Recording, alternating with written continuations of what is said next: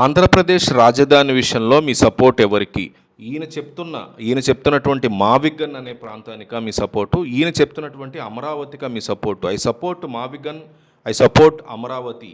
ఈ రెండిట్లో ఒకటి మిస్ అవ్వకుండా కామెంట్ చేయండి. ఆంధ్రప్రదేశ్ ప్రజలు ఎవరు చెప్తున్న రాజధాని వైపు మొగ్గు చూపి ఉన్నారు? ఆంధ్రప్రదేశ్ ప్రజలు ఎవరికి సపోర్ట్గా ఉన్నారు రాజధాని విషయంలో అని మన కామెంట్ సెక్షన్ చూస్తే అర్థమైపోవాలి. వీడు కామెంట్ అంటున్నాడు అనుకోకండి. మీరు ఇచ్చే కామెంట్స్ కానీ మా టీంకి కొన్నంత బలం. మీరు ఇచ్చే కామెంట్ చూసి అమ్మ ఎన్ని కామెంట్లు వచ్చాయా, 10 వచ్చినా 100 వచ్చినా 1000 వచ్చినా సంబరపడిపోతాం మేము. 500 కామెంట్స్ టార్గెట్. దయచేసి కామెంట్ ఇచ్చేసి వీడియో చూడడం ఖండించండి. ఆంధ్రప్రదేశ్ మాజీ ముఖ్యమంత్రి వైఎస్ జగన్మోహన్ రెడ్డి ప్రపోజ్ చేసిన MAVIGGUN మచిలీపట్నం, విజయవాడ, గుంటూరు ఈ మావిగన్ అనేటువంటి రాజధాని కాన్సెప్ట్ ప్రస్తుతం రాజకీయాల్లో, ఆంధ్రప్రదేశ్ రాజకీయాల్లో పెను దుమారాన్ని రేకెత్తిస్తుంది.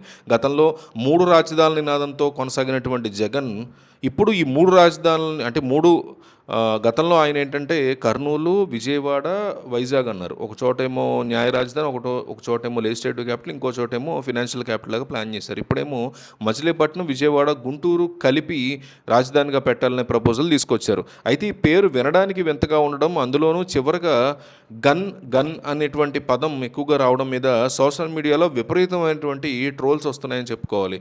దీనిని ఒక గందరగోళ ప్రణాళికగా విమర్శకులు కూడా అభివర్ణిస్తూ ఉండగా ప్రభుత్వం కూడా ఇది ఆర్థిక అభివృద్ధి కీలకంగా మారే అవకాశమే లేదంటోంది ప్రస్తుత కూటమి ప్రభుత్వం.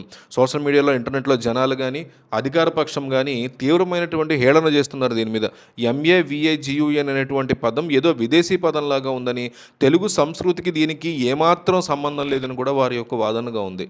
ఇప్పటికే అమరావతిని నిర్వీర్యం చేశారనేటువంటి ఆగ్రహంతో ఉన్నటువంటి ప్రజలు జగన్ మీద ఇప్పుడు మళ్ళీ కొత్తగా 3 నగరాల్ని కలిపి మెగా సిటీ అంటూ ఉండడం మాత్రం ఇదంతా కేవలం కాలయాపన కోసమే అంటున్నారు. ముఖ్యంగా గడిచినటువంటి వాళ్ళ టైంలో 5 సంవత్సరాల్లో కొద్దిగా కూడా రాజధాని ముందుకు తీసుకెళ్లేని వాళ్ళు వైజాగ్నైనా మళ్ళీ మౌలిక సదుపాయాల పేరుతో కొత్త డ్రామాలు ఆడుతున్నారు అంటూ కూడా ట్రోలర్స్ తీవ్రమైనటువంటి విమర్శలు గుప్పిస్తున్నారు. మరోవైపు జగన్, వైసీపీ మద్దతుదారులు ఈ ప్రాజెక్టుని ఒక భారీ ఆర్థిక వ్యూహంగా వాళ్ళు సమర్థిస్తున్నారు. దీన్ని మచిలీపట్నంలో ఉన్నటువంటి పోర్టు సౌకర్యాలు, విజయవాడలో ఉన్నటువంటి వాణిజ్య కేంద్రాలు, అలాగే గుంటూరులో ఉన్నటువంటి విద్యా, వైద్య రంగాలు ఇవన్నీ కూడా ఒకే ట్రీ కిందకు వస్తే, అంబ్రెల్లా కిందకు వస్తే రాష్ట్రం ఆర్థికంగా దూసుకుపోతుంది అనేది వాళ్ళ యొక్క పాయింట్ ఆఫ్ వ్యూ.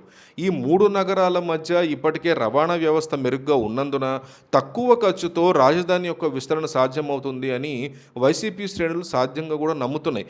వికేంద్రీకరణ ద్వారానే అన్ని ప్రాంతాలకి న్యాయం జరుగుతుందన్నటువంటి జగన్ యొక్క మాటలకి ఇది కొనసాగింపని కూడా చెప్తున్నారు ఆ పార్టీ వాళ్ళు. అయితే క్షేత్రస్థాయిలో చూస్తే ఈ ప్రతిపాదనని అనేక సాంకేతిక సవాళ్లు కూడా కనిపిస్తున్నాయి దీంట్లో. అదే ANC విశ్లేషణ.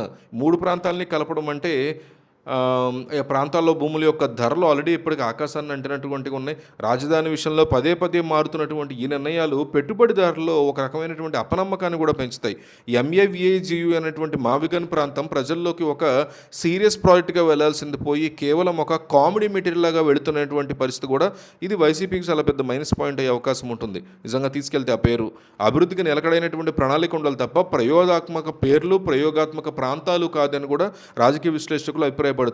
ఫైనల్గా ఏంటంటే ఈ MAVIGUN మావిగన్ ఏదైతే ఉందో దీని కాన్సెప్ట్ ఆలోచనాత్మకంగా ఉన్నా కూడా రాజకీయ ఎత్తుగడగానే ఎక్కువ మంది చూస్తున్నటువంటి పరిస్థితి కనిపిస్తోంది. అమరావతికి సపోర్ట్ ఇవ్వలేక ఇట్లా చేశారు అని ప్రజల యొక్క మద్దతుని ఈ పందాతో కూడగట్టాలని ఆయన చూస్తున్నప్పటికీ సోషల్ మీడియాలో మాత్రం నెగిటివ్ క్యాంపెయిన్ మావిగన్ అనే దానికి చాలా స్ట్రాంగ్గా, చాలా ఎక్కువగా వినిపిస్తుంది. ఏది ఏమైనా ఆంధ్రప్రదేశ్ రాజధాని అంశం ఇంకా ఇప్పటికీ అనిశ్చితతోనే కొనసాగుతూ ఉండడం రాష్ట్రం యొక్క భవిష్యత్తుకి బ్యాడ్ అయ్యేటువంటి అంశం అంటున్నారు. ఒక స్పష్టమైన విజన్ లేకపోవడం వల్ల ఇట్లాంటి ట్రోల్స్ పుట్టుకొస్తున్నాయని సామాన్య ప్రజల నుంచి వినిపిస్తున్నటువంటి ప్రధానమైన విమర్శ కింద చెప్పుకోవాలి. సో దీని మీద మీ అభిప్రాయం ఏంటనేది కామెంట్ చేయండి.